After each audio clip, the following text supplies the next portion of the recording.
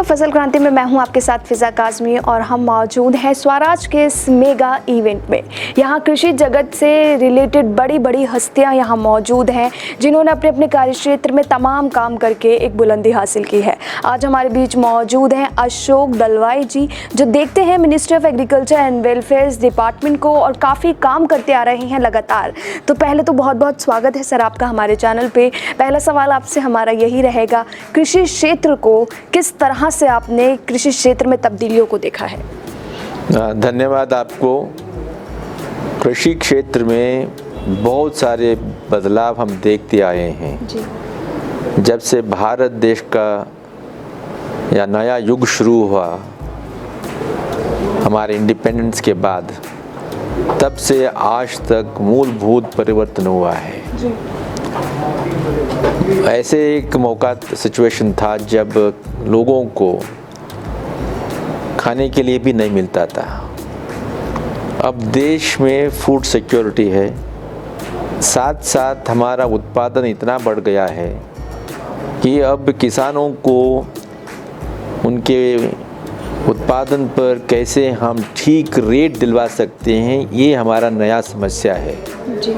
इसका मतलब है कि देश फूड डेफिसिट से फूड सरप्लस सिचुएशन पर आ गया है जी।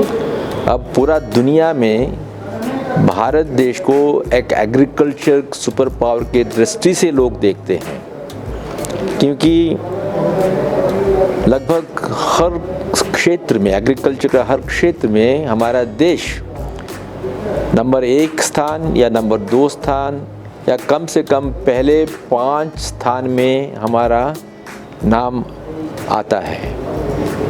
जैसे व्हीट प्रोडक्शन हो, पैडी प्रोडक्शन हो, मिल्क प्रोडक्शन हो, पल्सेस हो, जो भी आप देखिए हर क्षेत्र में भारत अग्रगणी देश है। ये सब संभव हुआ है क्योंकि हमारे देश में हमारा नया विज्ञान को हमने प्रयोग किया है। उसके साथ हमारे किसान भाइयों और बहनों ने इसको अपनाया है और सरकार का भी उतना पॉलिसी सपोर्ट हुआ है। तो अब पिछले 7 साल से ये सरकार का एक लक्ष्य रहा है और देश का लक्ष्य यही है कि अब कृषि में कैसे हम ज़्यादा से ज़्यादा उद्योग सृष्टि कर सकेंगे और उसके साथ किसानों का आय को हम दुगुनी कैसे कर सकते हैं। तो ये मूलभूत बदलाव है और इसकी ओर हमारा काम चलता रहेगा। अशोक जी, आपने बेहतरीन जानकारी दी, लेकिन आपसे मैं ये भी पूछना चाहूँगी कि जिस तरीके से किसान जैविक खेती, प्राकृतिक खेती की ओर बढ़ रहे हैं, वहीं कहीं ना कहीं किसानों में मिथ भी है और डर भी है कि वो इस खेती को चुनते हैं तो कहीं उनको नुकसान या जोखिम ना उठाना पड़ जाए। तो आप क्या राय रखते हैं?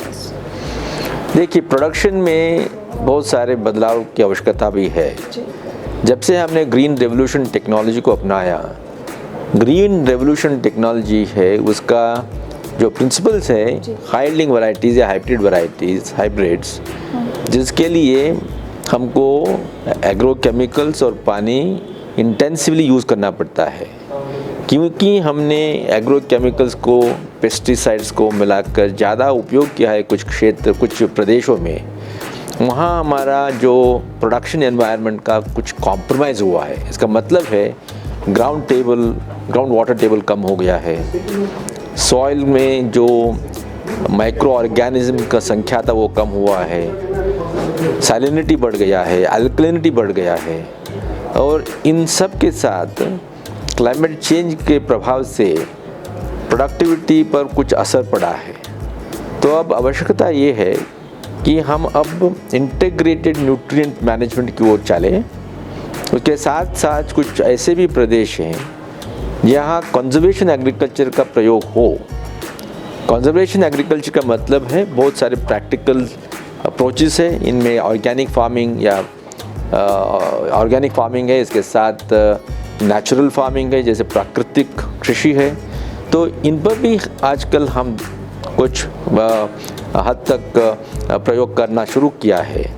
ये जो प्राकृतिक कृषि है या नेचुरल फार्मिंग है या ऑर्गेनिक फार्मिंग है, ये भी एक साइंस के आधार पर ही हम आगे बढ़ाना चाहते हैं। हमारे जो ICR सिस्टम है, उसके साथ हमारा स्टेट एग्रीकल्चर यूनिवर्सिटीज़ है, ये सब अब ये ऑर्गेनिक फार्मिंग और नेचुरल फार्मिंग पर एक्सपेरिमेंट शुरू किया है, ताकि जब हम पैकेज ऑफ प्रैक्टिसेस के माध्यम से किसानों को पहुंचाएंगे तो कैसे वैज्ञानिक तरीके से इसको भी वो अपनाना